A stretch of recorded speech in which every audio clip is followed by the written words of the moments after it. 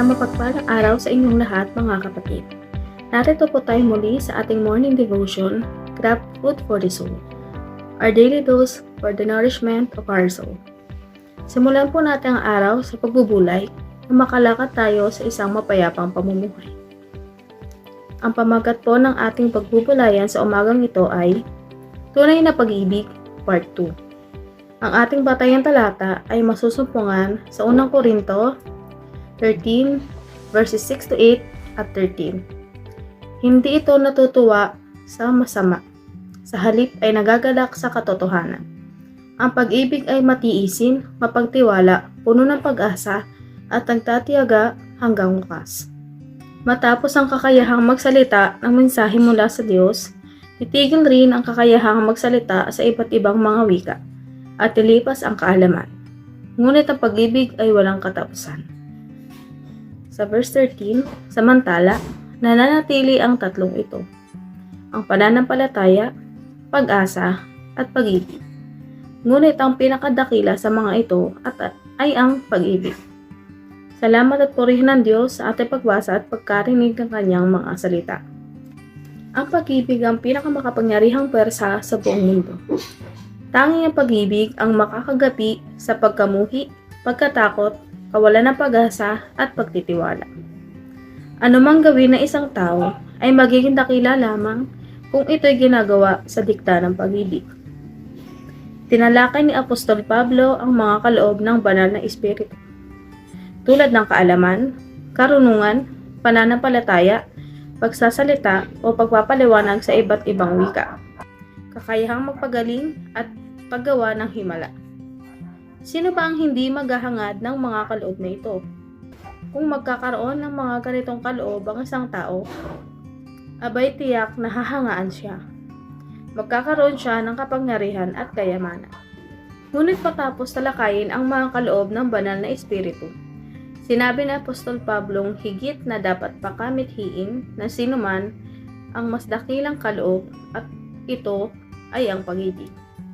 Ipagpatuloy po natin ang mga katangian ng tunay na pag-ibig.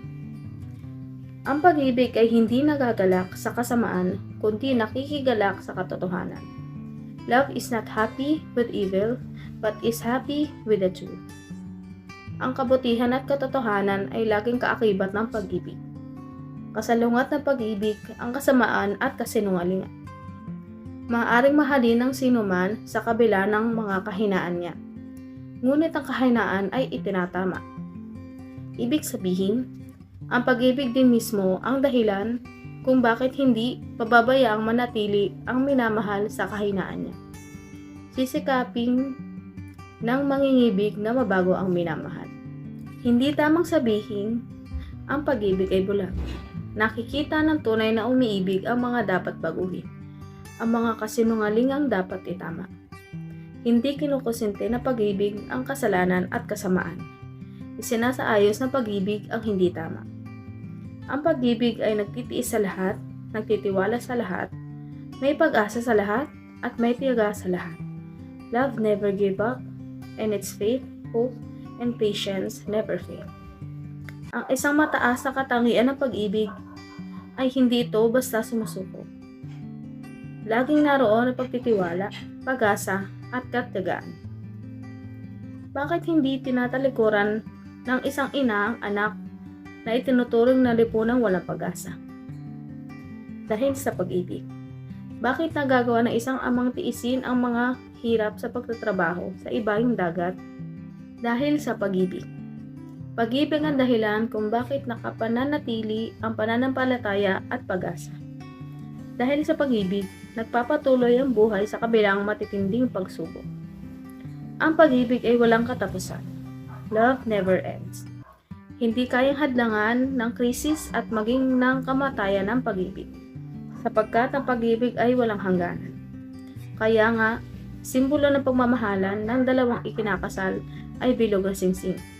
Walang katapusan, walang hangganan hanggang kamatayan.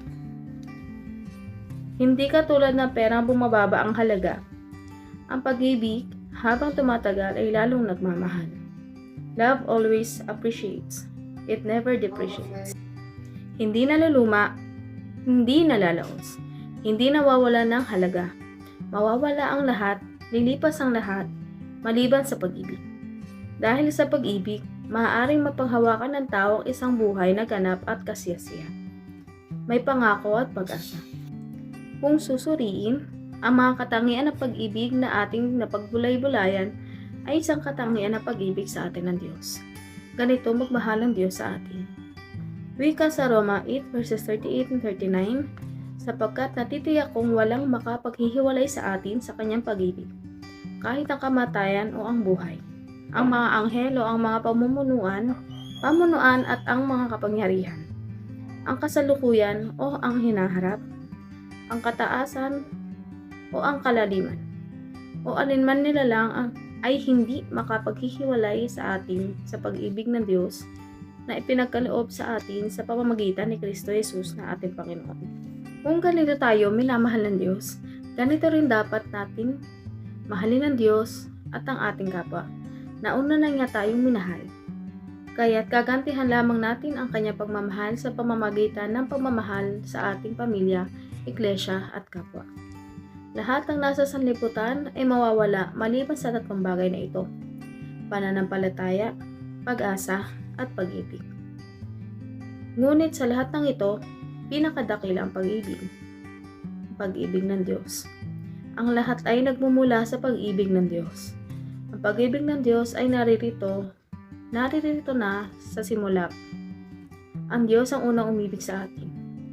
Ang wika sa unang Juan 4 verse 7 to 9, mga minamahal, mag-ibigan tayo sapagkat mula sa Diyos ang pag-ibig.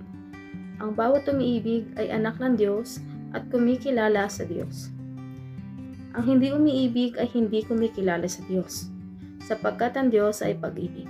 Inihahayag ng Diyos ang kanyang pag-ibig sa atin. Niya sa mundo ang kanyang kaisa-isang anak upang magkaroon tayo ng buhay sa pamamagitan niya. Tandaan, walang makakadaig sa kapangyarihan ng pag-ibig. Tayo ay manalangin. Panginoong Diyos, makapangyarihan sa lahat, maraming salamat po sa biyayang pinagkakaloob mo sa aming sa bawat isa po sa amin. Nasasalamatan po namin ang buhay na binigay ninyo. Nawa po ingatan niyo po ang bawat isa sa amin na magtrabaho, mga papasok po sa eskwelahan. Gayun din po ang mga kapatiran nating mainindang mga karamdaman. Nawa po bigyan niyo po sila ng kagalingan at pag-iingat po. Inyo po lamang ang pinakamataas na papuri. Sa pangalan ni Jesus. Amen. Puri at pasasalamat sa Panginoon. Salamat po sa inyong pagsama sa pagbubulay-bulay ng salita ng Panginoon. A friendly reminder sa bawat isa sa atin. Be Christ-like in your workplace today. Humayo at maglingkod.